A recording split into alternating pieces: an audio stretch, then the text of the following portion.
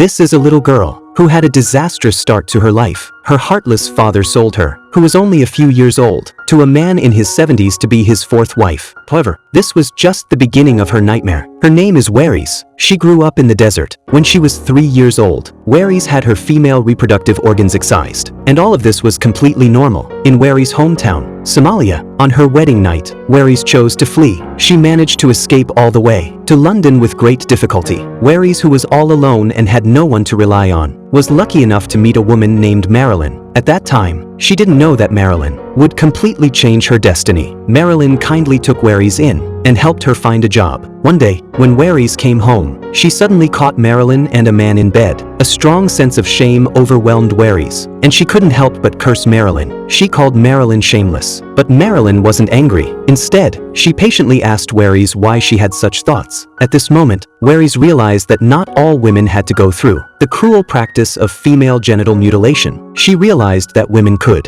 also have the freedom to control their own bodies. Marilyn then told Waris about her own early experiences. When Marilyn saw Waris' completely different physical structure, she was silent for a long time, but it seemed that there was still hope. With Marilyn's encouragement, Waris finally summoned up the courage to go to the hospital, hoping to restore her normal self through surgery. However, what the doctor said sent her back to hell once again.